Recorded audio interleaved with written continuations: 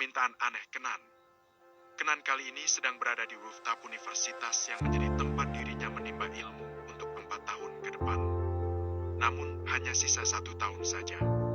Karena faktanya dia sudah menyelesaikan 3 tahunnya di universitas ini. Universitas ternama yang kini sedang naik daun di kalangan masyarakat yang ternyata donatur terbesarnya adalah orang tuanya sendiri alias Papa Gendra.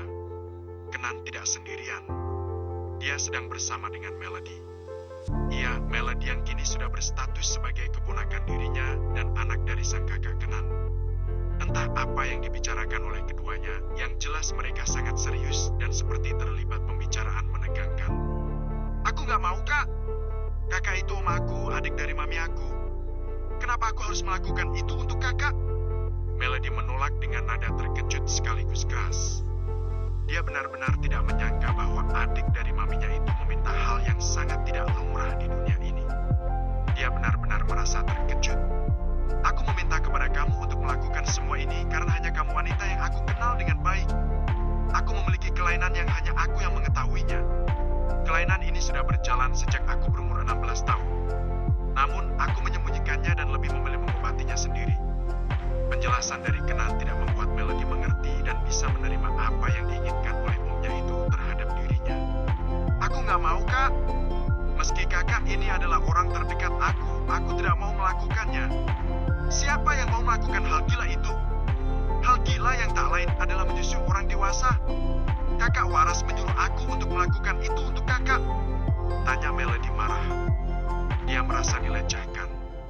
Padahal Kenan berbicara dengan lembut dan terkesan tidak memaksa Melody. Namun karena emosi Melody yang sedang tidak stabil, Melody jadi mensalahartikan apa yang dikatakan oleh Kenan. Aku tidak masalah jika kamu tidak mau. Kalau begitu aku pergi. Setelah mengatakan hal itu, Kenan pergi begitu saja dari hadapan Melody dan meninggalkan Melody yang sedang terdiam dan melihat Kenan yang menjauh darinya dengan tatapan matanya yang menyorot tajam. Lelaki gila. Lagi pula suruh siapa memiliki kelainan dan kebiasaan seperti itu. Sepertinya mamanya pun tidak tahu perihal penyakit anaknya. Apa itu bisa dikatakan sebagai penyakit ya? Gumam Melody. Tidak ingin memikirkan hal itu terus-menerus, Melody pergi meninggalkan rooftop untuk menuju ruang tertutup di kampusnya untuk melanjutkan kembali masa pengenalan atau MOS di kampus ini. Melody memang baru masuk ke kampus ini setelah sebelumnya dia menghabiskan waktu 3 tahun di bangku sekolah menengah atas. Dan biar Melody jelaskan sedikit perihal hubungan dirinya dengan sang lelaki yang menawarinya hal aneh tadi. Ia, Kenan namanya. Kenandre nama lengkapnya. Kenan adalah adik tiri dari sang ibu tiri Melody juga. Pusing? Oke, biar Melody jelaskan. Papa Melody itu menikah dengan seorang wanita bernama Hazel. Dan Mami Hazel ini adalah anak tiri dari Mama Alina yang tak lain adalah ibu dari Kenan. Ya, bisa dikatakan bahwa Mami Melody adalah kakak tiri dari Kenan. Dan Kenan ini memiliki seorang kembaran yang bernama Lin. Yang sikapnya berbanding terbalik dengan Kenan. Lin hyperaktif dan Kenan yang pasif. Perihal hal tadi, entahlah kesimpulannya hanya Kenan meminta Melody menjadi ibu susu untuknya karena katanya Kenan memiliki kebiasaan atau penyakit yang katanya sehari saja tidak meminum susu tersebut, maka daya tahan tubuhnya akan menurun drastis. Entahlah, Melody tidak paham. Melody dari mana?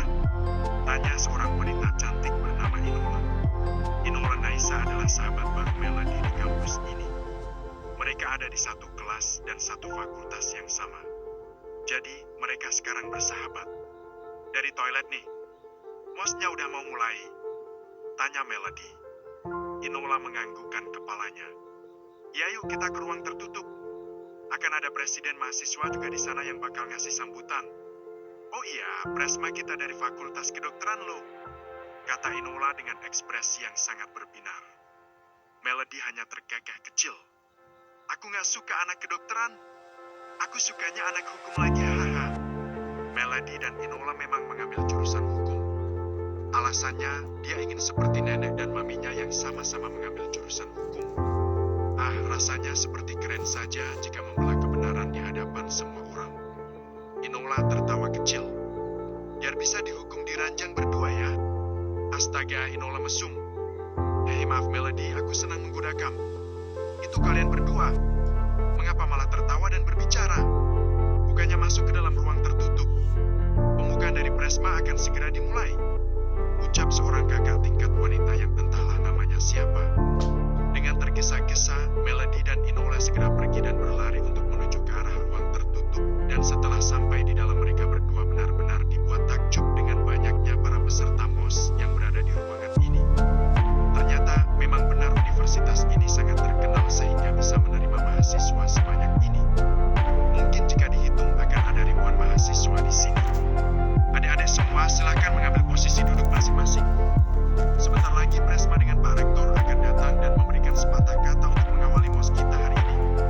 Setelah kalian dapat tempat duduk, dimohon untuk tidak banyak berbicara ya. Paham semua? Paham. Oke, terima kasih. Seorang lelaki yang tadi memberikan arahan untuk para peserta MOS pun kemudian bergabung dengan teman-teman yang lainnya dan mereka tinggal menunggu kehadiran dari sang rektor kampus dan Presma dari private university ini. Inola lapar nggak sih kamu? Tanya Melody dengan berbisik. Enggak, tadi mamaku kasih bekal banyakan jadi aku makan separuh. Kamu lapar? Tanya Inola.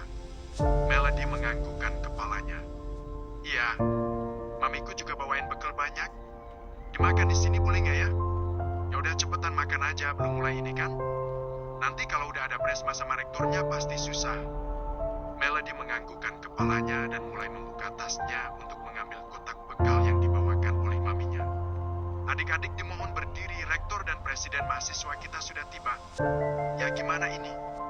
Ucap Melody dengan sendu ke arah Inola. Simpen aja dulu, antara kalau rektor bicara kamu bisa makan. Posisi kita juga nggak bakalan kelihatan dari depan juga kan? Oke, saran bagus Inola. Mari semua dengan hormat kita sambut Pak Rektor dengan kakak presiden mahasiswa Breivik University. Silakan untuk mulai memasuki ruangan tertutup dan duduk di kursi yang sudah disediakan.